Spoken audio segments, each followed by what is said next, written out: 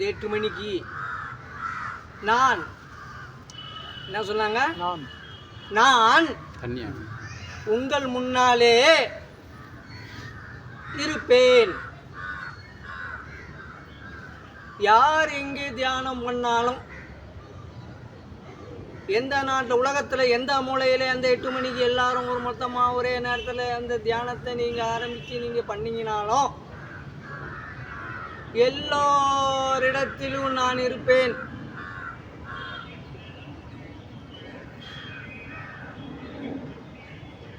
அந்த தியானத்தில் நான் இருப்பேன் அப்படின்னு சொல்லிட்டு அந்த 8 மணியை ஃபிக்ஸ் பண்ணார்.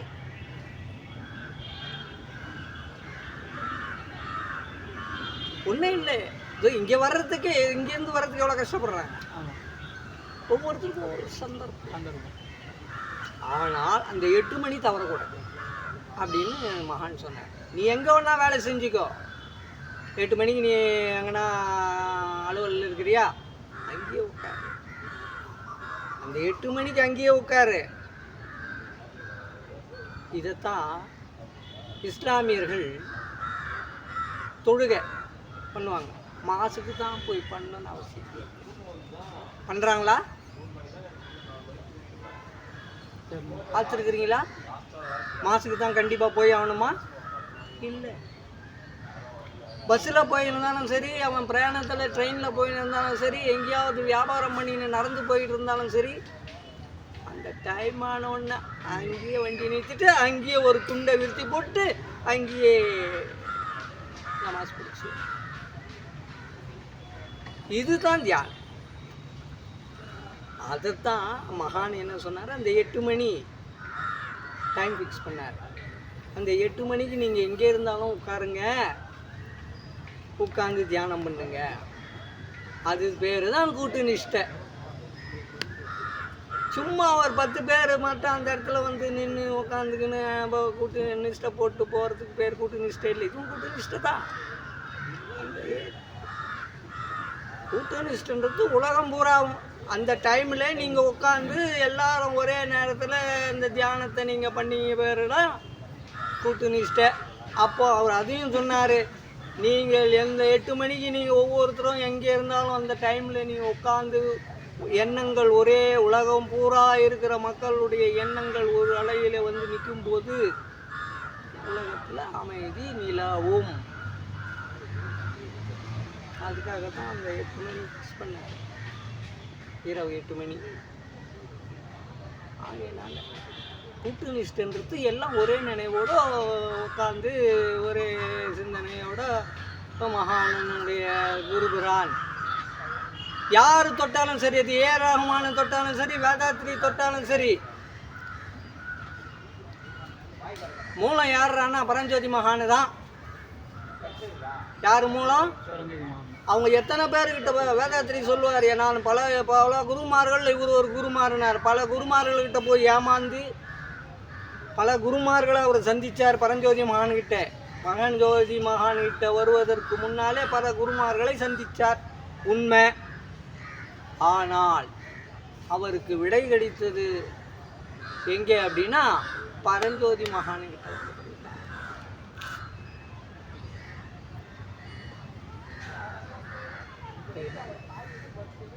பரஞ்சோதி மகான் வந்து லேசான ஒரு குருபுரான் இல்லை.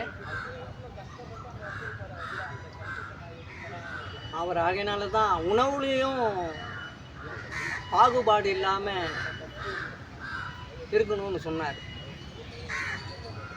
நான் வெஜிடேரியனுங்க, நான் பியூர் வெஜிடேரியன்னு நிறைய பேர் வந்தான். யார்கிட்ட? மகான் உபதேசம் கொடுத்துட்டு போய் பிரியாணி வாங்கிக்கோப்பா, எனக்கு பிரியாணி வேணும், போய் வாங்கிட்டு வா. அதை வாங்கிட்டு வர வச்சு அந்த கறி துண்டை வச்சு வாயை தருப்பா. ரொம்ப நெளிவா ஒரு பிராமின் உபதேசம் வாங்கலாரு, போய் பிரியாணி வாங்கிட்டு வான்னு சொல்லிட்டார். வாங்கிட்டு வர சொல்லிட்டு அவர் குருக்கு கேட்குறாரு, வாங்கிட்டு வந்து கொடுக்கணும்னு வாங்கிட்டு வந்து கொடுத்துருவார் ரொம்ப பயபக்தியா. நான் என்ன பண்ணாலும் அந்த பொட்டலத்தை பிரித்து அதில் ஒரு பீஸை எடுத்து உடைச்சி அந்த சாப்பாட்டில் வச்சு வாய் தரப்பா பிரசாதம் தான் வாங்கிக்கோ. என்ன சொன்னார்? பிரசாதம் வாங்கிக்கோ வாயை தர. அவன் முடியுமா? துப்பிட முடியுமா? நல்லா மென்று பல்லு இருக்குல்ல நல்லா மென்று அசை போடுப்பா உணர்வு கூடும் அப்படின்னு சொல்லி ஊட்டினார். முடியல கண்ணில் தண்ணி ஊற்றுக்கோங்க. யாருக்கு? அந்த சைவம்னு சொன்னவன் வழி கிடையாது. மகன் சிரிச்சிட்டார். அதுக்கப்புறம் தான் பேசுகிறாரு, உணவில் பாகுபாடு எதுவும் இல்லை, சைவம் அசைவம் ஒன்றும் கிடையாது. நீ எதை சைவன்றியோ அதெல்லாம் அசைவத்தை சாப்பிடுது, நீ எதை அசைவம்னு சொல்றியோ அதெல்லாம் சைவத்தை சாப்பிடுது. உண்மைதானே இல்லை?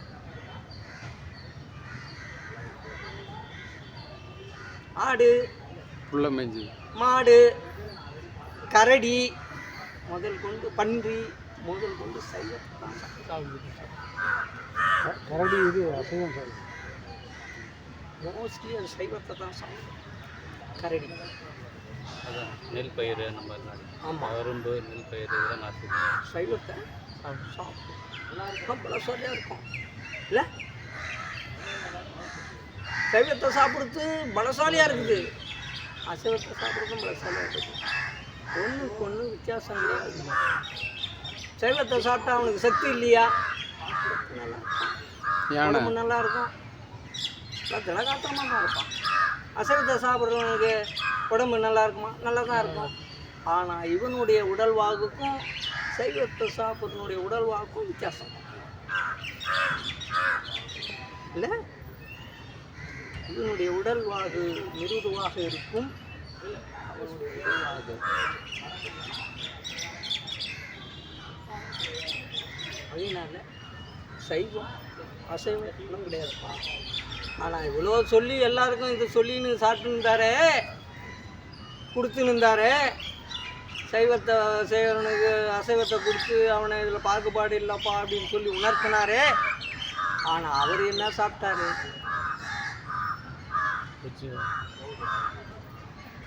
என்னப்பா சாப்பிட்டாரு?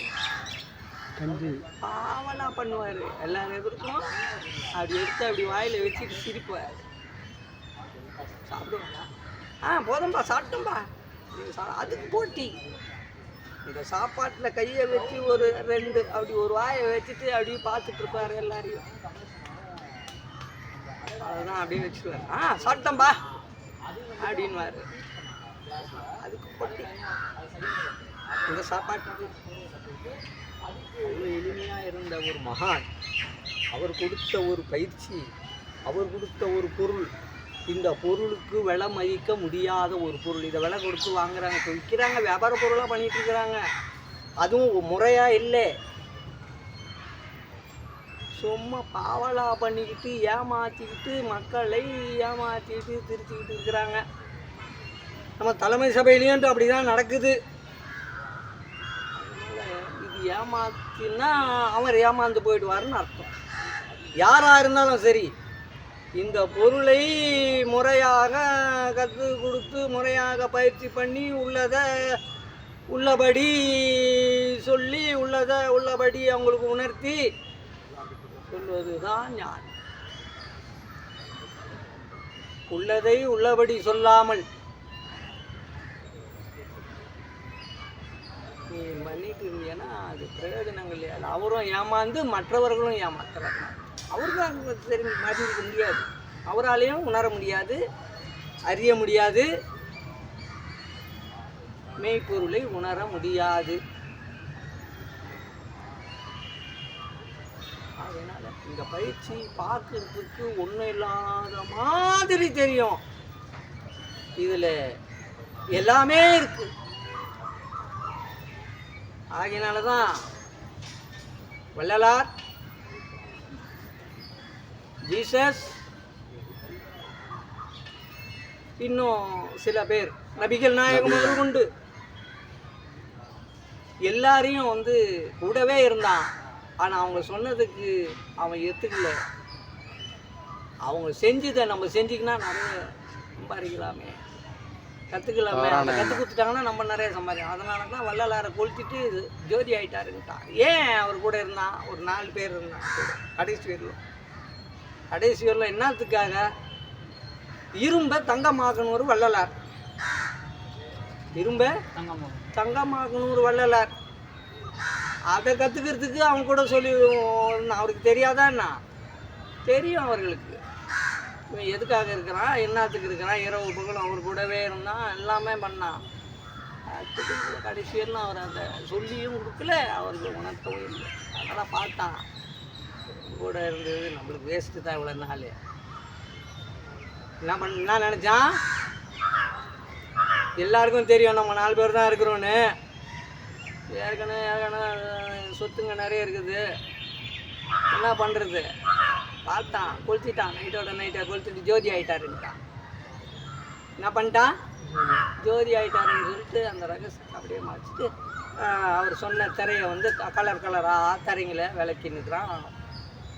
எங்கே? வடலூர். அதை வச்சு அவன் கொஞ்சம் இது பண்ணிக்கிட்டான். ஆனால் வள்ளலார் சொன்னதை செய்கிறாங்களா? இல்லை. அவரும் சொல்லிட்டு போயிட்டார், கடை விரித்தேன் கொள்வார் இல்லை. எல்லாரும் அப்படி தான் சொன்னார். அதே மாதிரி குணங்குடி மஸ்தான் சொல்லி பார்த்தார், யாரும் கேட்கல. அதனால தான் மயிருன்னு பாய்ட்டு போட்டார். அதே மாதிரி ஜீசஸ் இயேசு கிறிஸ்து அவர் சொன்னதை யாரும் செய்யலை. இருந்தானுங்க ஒரு 4 பேர், அதுலேயும் காட்டி கொடுப்பான்னு என்ன ஒருத்தன் சொன்னார். தெரியாதா? அவர் தப்பிச்சிக்க முடியாதா? ஏற்றுக்கிட்டார். அவர் ஏற்றுக்கிட்டு அதில் ஒரு சித்து விளையாடினார். ஒரு 4 பேர் என்ன பண்ணா, கூட வாங்க பண்ணார். என்னை பின்தொடர்ந்து வர சொல்லிங்கிறாங்க ஒவ்வொரு சர்ச்சிலையும்.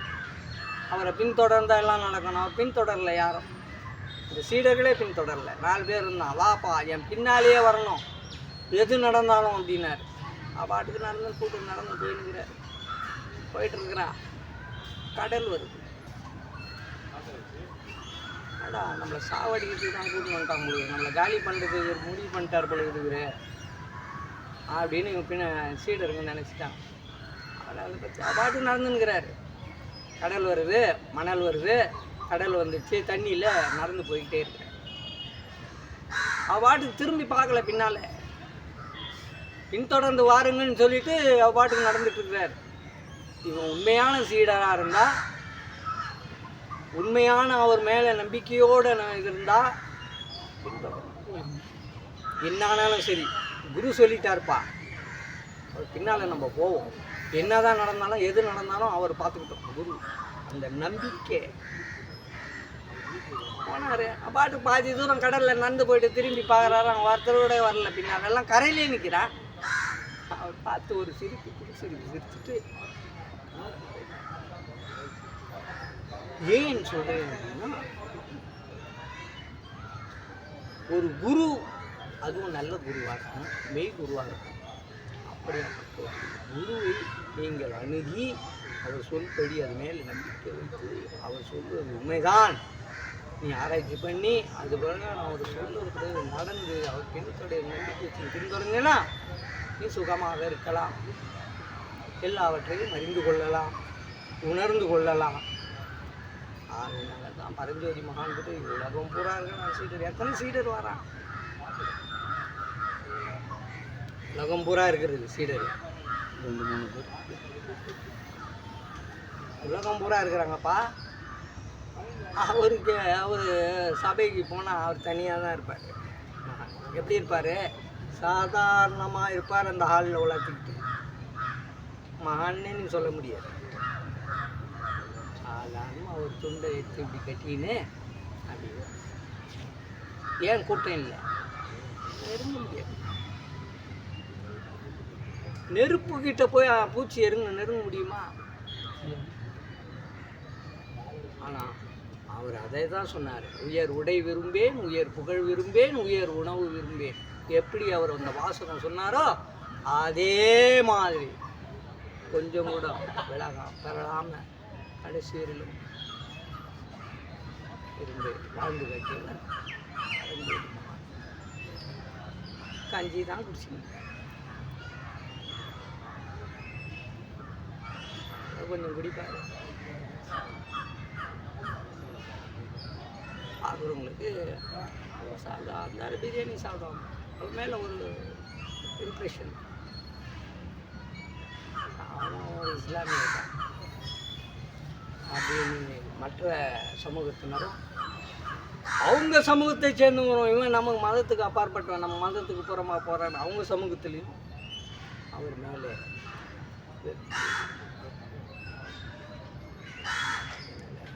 மதுரையில் ஒரு நாள் இருக்கும்போது கல்லழகர் ஆற்றுல இறங்குறாங்க. கூட்டமான கூட்டம்.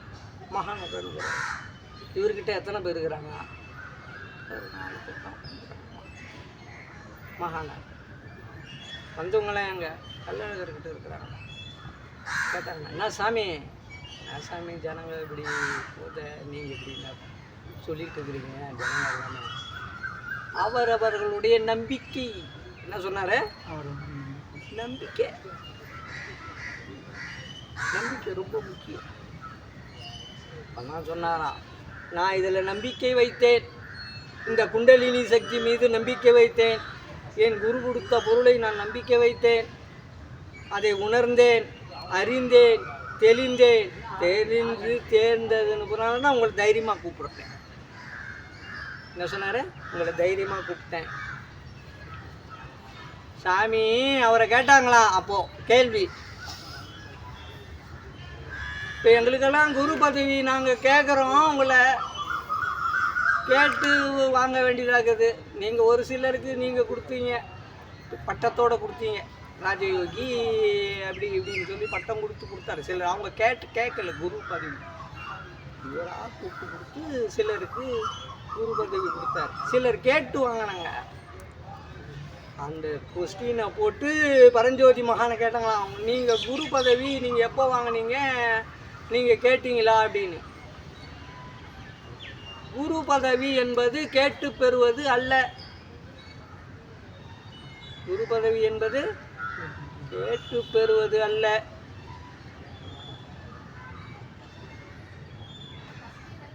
எப்படி வரணும்? உன்னை பார்த்து மற்றும் குருன்னு சொல்லணும். அப்படித்தான் பரஞ்சோதி மகானை சொன்னாங்க. அவர் யாருக்கு நான் குரு பதவி, நான் குரு ஆயிட்டேன்,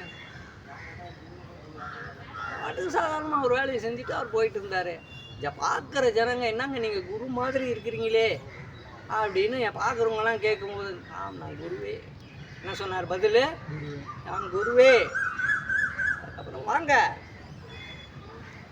உங்களுக்கு நான் உபதேசம் தரேன், வாங்கி வச்சுங்க, உள்ளத்தில் சந்தோஷமாக இருங்க, உங்கள் உடம்பை காப்பாற்றுங்க, உள்ளத்தை காப்பாற்றுங்க, கடவுள்னா யாருன்றது அறிஞ்சிங்க அப்படின்னு சொன்னார் பரஞ்சோதி. அவர் நான் அன்னைக்கு குரு பதவி அடைஞ்சேன், அன்னைக்கு குரு பதவி சொன்னது இல்லை. அவருடைய குரு தொட்டானிக்கு அவருக்கு சொல்லிட்டாரு. என்ன சொன்னார்? எப்பா நான் உன்னை தொட்டுட்டேன், உபதேசம் கொடுத்துட்டேன், நீ இது யாருக்கும் அனாவசியமாக கொடுக்கக்கூடாது, ஆய்ந்து அறிந்து சிந்தித்து பார்த்து நீ அப்புறம் தான் கொடுக்கணும் உபதேசம் அப்படின்னாரு. அப்போவே பேசிட்டாரான் பரஞ்சோதி மகான், நான் இது எல்லாருக்கும் கொடுப்பேன். என்ன சொல்லிட்டாரு? எல்லாருக்கும் கொடுப்பேன் அப்படின்னு. அப்போ அவர் குருக்கிட்டே தொட்ட அன்னைக்கே உபதேசம் கொடுத்த அன்னைக்கே சொல்லிட்டார். எவ்வளோ தைரியம் இருக்குப்பா. அப்போ தான் அந்த குரு சொன்னார், நான் தப்பு பண்ணிட்ட பொழுதுப்பா. நான் அவங்க குரு என்ன சொன்னாரா? நான் தப்பு பண்ணிட்டேன், கொடுத்துட்டேன், கொடுத்த பொருளை திரும்பி வாங்க முடியாது. என்ன சொல்கிறாரு? கொடுத்த பொருளை நான் திரும்பி வாங்க முடியாது, உன் விருப்பம் அப்படின்னு அவங்க குரு சொல்லிட்டார். அதுக்காக இவர் குருவை இதுவாக நினச்சாரா? குருவே துணை. கடைசி வரலாம் அவர் குருவை மறக்கவே இல்லை. ஆனாலும் அவருக்கு சில உபாதைகள் வந்தது. அந்த உபாதைகளை எதன் மூலயமா சரிப்படுத்திக்கிட்டார்னா, அவருடைய குருவும் அவர் குரு கொடுத்த பொருளையும் வைத்து தன்னை ஒரே இரவிலே சீர்படுத்தி கொண்டார். எப்படிடா சீர்படுத்தினாரு? என்னப்பா ஆச்சு அப்படின்னா, என் குரு என்னது குரு வந்தாராம். படுத்துக்கிட்டு உணர்வை கவனிச்சுக்கிட்டு அந்த வழியை தாங்கிக்கிட்டு அப்படி குரு நினைவோட குரு கொடுத்த பொருளோட இணைந்து அவர் செயல்படும் போது குரு நேரில் வந்து நின்று அந்த இடத்த சரி பண்ணுறாரு. அதுக்கு அவர் அனுபவத்தை சொல்கிறார். குரு ஒரு சத்குரு, ஒரு மெய்குரு உங்களை நீங்கள் ஒரு அணுகி நீங்கள் அவரிடம் உபயோகிக்கலாம். அவர் மேலே நம்பிக்கை வைக்கணும். அவர் கொடுத்த பொருளை யாராவது நீ பார்க்கணும். நீ அது மேலே நம்பிக்கை வச்சு செஞ்சியன்னா அவனுக்கு எல்லாமே சீராக்கி ஒழுங்காகும். சும்மா அந்த நேரத்தில் வாங்கி நீ ஏதோ தோட்டம் ஏதோ போட்டான் போகலாம் அப்படி நீ போயிட்டு இருந்தீங்கன்னா அதனுடைய பலன் இல்லை, அவர்களுக்கு இல்லை.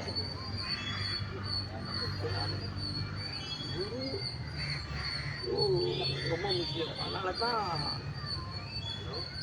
விநாயகர் கோயிலில் முதல் பாட்டு ஔவையார் பாடிட்டாங்க. என்ன பாடினாங்க? அறிவோம் நன்றாழ்க குருவாழ்க குருவே துணை. இன்னைக்கு யாரா துணை? கடைசி வரலாம் குரு தான் துணை. வேறு யாரும் கூட வர மாட்டாங்க உன்னை காப்பாற்றுறதுக்கு. உன்னை காப்பாற்றுவது அந்த குரு தான் கடைசி வரையிலும். தாய் வந்து பெற்றுட்டா, உன்னை வளர்த்துட்டா. தகப்பன் உனக்கு ஒரு அறிவு சொல்லி கொடுக்குறவர்கிட்ட சொல்லி காட்டி கொடுத்துட்டாரு. அதற்கு பிறகு உன்னை கடைசி வரையிலும் வழி நடத்தி உன்னை தெளிவாக்குகிறவர் குரு தான். உன் கடைசி வரையிலும் தாய் வரமாட்டா, தகப்பன் வரமாட்டா. குரு தான் உனக்கு கடைசி வரையிலும் வருவார். இப்போது பரஞ்சோதி மகானுக்கு வந்துடுச்சு. காலி எடுத்தே வடி வைக்க முடியல.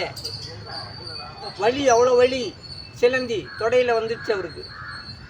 அவ்வளோ வலியும் பொருட்படுத்தி ஏறி 4வது மணியில் போய் படுத்துக்கிட்டு அவர் குரு கொடுத்த பொருளை தாயை வந்து காப்பாற்றினாங்களா, இல்லை தகப்பன் காப்பாற்றினாங்களா, மனைவி காப்பாற்றினா? இல்லை, அவருக்கு அவரே அவருடைய குரு, அவர் குரு கொடுத்த பொருள், அந்த பொருளும் குருவும் சேர்ந்து அவரை ஒரே இரவில் குணமாக்கி மறுநாள் காலையில் சாதாரணமாக சைக்கிள் ஓட்டின்னு பார்க்குறவங்களாம் ஆச்சரியப்படுறானா? என்னடா இவ்வளோ அவஸ்தப்பட்டுக்கணும், சைக்கிளு கூட ஸ்டாண்டு கூட போட முடியல, அப்படி தள்ளாடி நிறுத்தின மனுஷன் காலையில் சர்வசாதாரணமாக போயிட்டு இருக்கிறாங்க. எப்படி? நம்பிக்கை, அந்த பொருள், இந்த குண்டலினி சக்தி. அதனால தான் சொல்லுகிறார் மகான், குண்டலினி சக்தி என்பது லேசானதல்ல. அது மேலே நீ நம்பிக்கை வச்சு அதை பயன்படுத்தி அதை முறையாக செய்து பயிற்சி செய்து நீ பயன்படுத்தினா எல்லாமே நீ அறியலாம், எல்லாவற்றையும் உணரலாம். இதனால் அதுக்காக பச்சை துண்டு கட்டிக்கின்னு, மஞ்சள் துண்டு கட்டிக்கின்னு, கருப்பு துண்டு கட்டிக்கிறதுன்னு அவசியம் இல்லை. 2 கலர் தான், ஒன்று கருப்பு ஒன்று வெள்ளை. என்னது? கருப்பு வெள்ளை. ஆமாம், தியானம் பண்ணும்போது கருப்பு சட்டை போட்டுட்டு இருந்தார், மற்ற நாளில் வெள்ளை சட்டை தான். அது தியானம் பண்ணும்போது கூட ஃபுல்லாக கருப்பாக இருந்தாருன்னா இல்லை, கீழே வெள்ளை மேலே கருப்பு. இருளும் ஒளியும், இருளில் ஜொலிக்கும் ஜொலிப்பே நான் என்பதை உணர்த்தி காட்டியவர் பரஞ்சோதி. இருட்டு கருப்பு, கருப்பு இருளும் ஒளியும், இருளில் ஜொலிக்கும் ஜொலிப்பே. இந்த இருட்டில் தான் அந்த ஜொலிப்பு இருக்கு, அதுதான் எல்லாம். அது இல்லைன்னா வெளிச்சம் இல்லை, ஒன்றுக்கே பார்க்க முடியாது. கண்ணில் வெளிச்சம் இல்லைப்பா இருக்கு. இந்த வெளிச்சத்தை இருந்தால் தான் பார்க்கணும். வீட்டில் இருக்கிற பொருளை வெளிச்சத்தில் தானே பார்க்க முடியும். இருளில் இருக்கும் மாந்தர்களே, இந்த உணர்வு என்ற வெளிச்சத்தை நீங்கள் வாங்கி கொண்டு இந்த உணர்வின் வெளிச்சத்தில் நீங்கள் எல்லாவற்றையும் அறியலாம். இந்த சார்ஜ் ஏற்றிக்கணும் அப்பப்போ. எப்படி வெளிச்சம் குறைஞ்சிட்டா எப்படி எடுத்துன்னு போய் அதுக்கு சார்ஜ் ஏற்றுறீங்களோ இந்த மாதிரி குருவினிடத்தில் தொடர்பு வைத்துக் கொள்ள வேண்டும். சார்ஜ்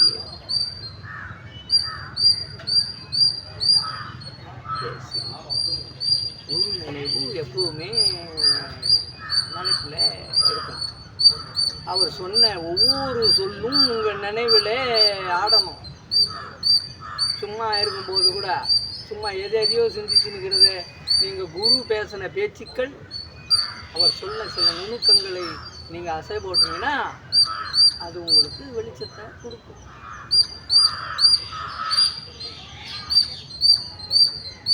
காய்கறி சாப்பிட்றது ஸ்ட்ரென்த்தா இல்லையா? இறைச்சி அப்போ எதில் ஸ்ட்ரென்த் இல்லை, எதில் ஸ்ட்ரென்த் இருக்குது? நம்ம சொல்கிறோம் காய்கறி சாப்பிட்டா ஸ்ட்ரென்த் இல்லையா?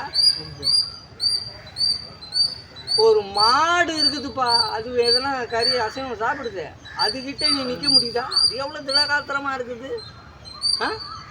அதை பார்த்து நீ பயப்படுற. யானை சைவம் சாப்பிடுது, அசைவம் தான். அதுக்கு இருக்கிற பலம் சைவம். யானை சைவம் தான் சாப்பிடும், ஆனால் அதுக்கு இருக்கிற பலம் எல்லாமே பயப்படுது இல்லை? அது ஒரு மேல் சட்னி ஆகிடும்.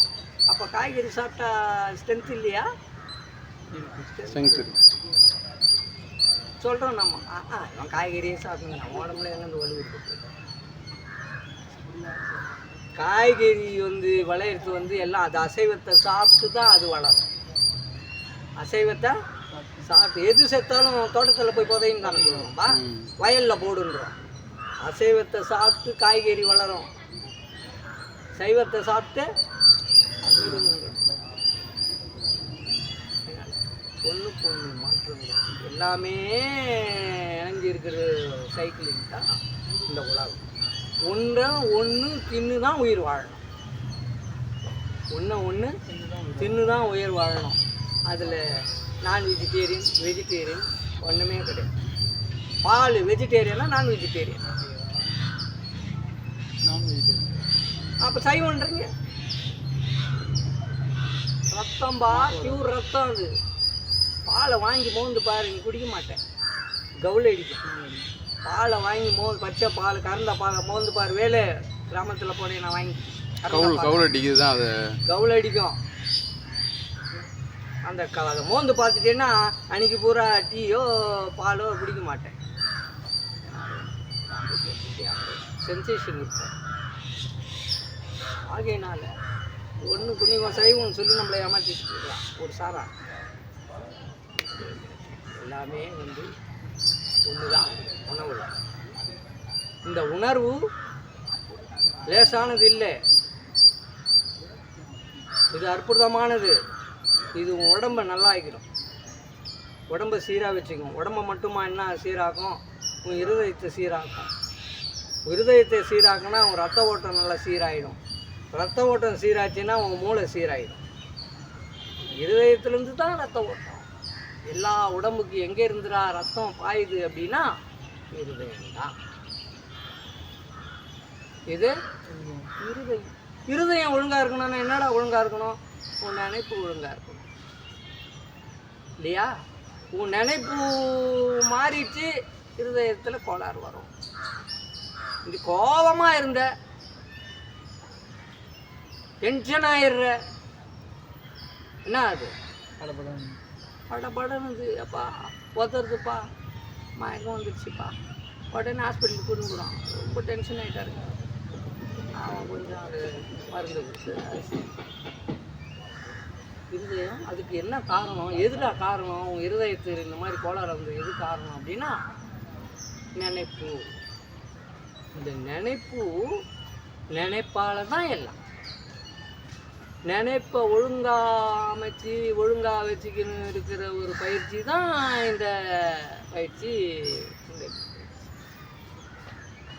இந்த சக்தி லேசானது இல்லை. குண்டலினி சக்தி உடம்புல எங்கே இருக்குதுன்னு யாருக்கும் கண்டுபிடிக்க முடியல. இதுவரையிலும் குருவங்க பேசுகிறாங்களோடைய நான் கேள்வி கேட்டுட்டேன்.